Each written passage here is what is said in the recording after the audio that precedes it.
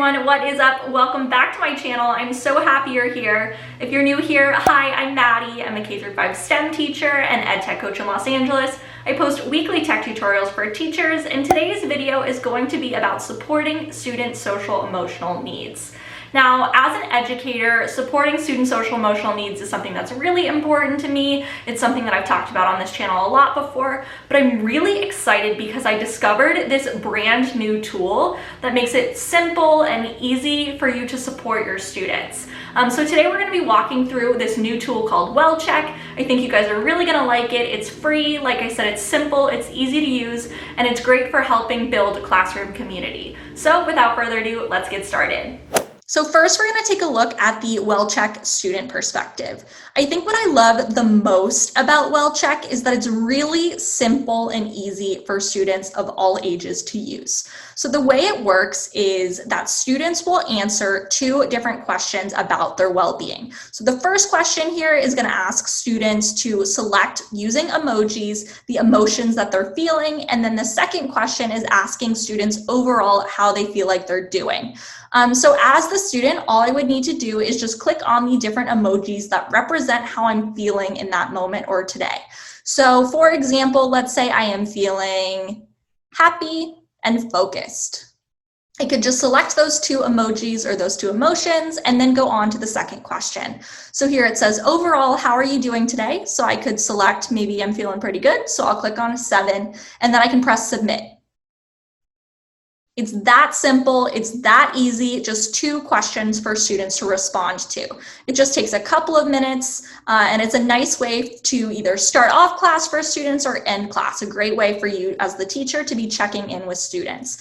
Now, I do want to point out one other feature here from the student perspective. This button right here says check on me. This is a button that students can click on, and teachers will actually receive an email notification saying that their student wants them to be checked in on. So I like that this is a feature that's available for students to specifically be able to reach out to their teacher to ask for help. So now we're going to take a look at the teacher perspective on WellCheq. So we just looked at the two very simple steps that students need to follow. And right now we're looking at the teacher perspective, the teacher dashboard. So every day that students submit their WellCheq, teachers are notified via this dashboard and also via email about the well-being of their students. So learners, like I'll show you, who may be in need of some additional support based off of their responses, are going to be flagged so that teachers can actually provide the necessary support for those students, and they can proactively intervene when there might be signs of larger issues at play.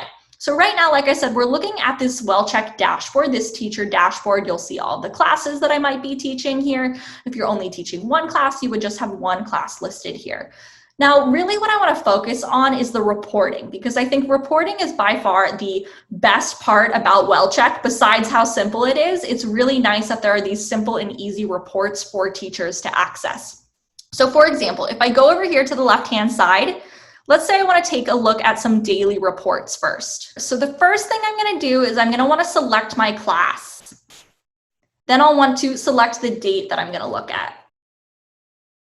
So now you'll see that I have all of the responses from the students in my class here. So right now it shows me that on this date, on October 8th, 2020, 5 students actually submitted their WellCheq.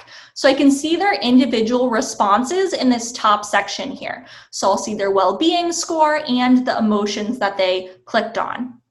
What I like about this is that in addition to seeing these individual student responses, I also have the ability to see the class average. So it's a nice way to sort of have this balance between figuring out how students are doing on an individual basis, but also being able to gauge as the teacher how your overall class is doing, how the whole class community is feeling in that moment. Now what we'll do is we're going to take a look at how to find specific students of concern. So when I click on students of concern here, you'll see that now I'm taken to another page where I can filter this data. So I can select my class. I can choose if I'm worried about them for 1 day or 3 days, basically meaning if I'm worried about how they're doing in a specific instance, or if there's been multiple days in a row where they've exhibited some sort of concern for me. So what I'll do is I'll just, again, filter for the date, press go, And now you'll see that it's filtered the 2 students who were of concern for me. So students are on this list here if their overall emotional level is below a 3, or if they're reporting the same negative emotion 3 days in a row.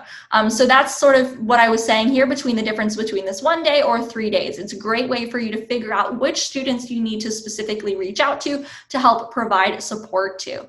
It's a great way as the teacher too that you can start to notice signs that a student might not be doing well, and you can help provide a solution for them and reach out to them before the problem becomes really big. Now, I've pointed out the students of concern, the daily reports. On the left-hand side here too, you'll also see that there are longitudinal class reports, there are longitudinal student reports. So there's a ton of opportunities and affordances here in terms of tracking student data.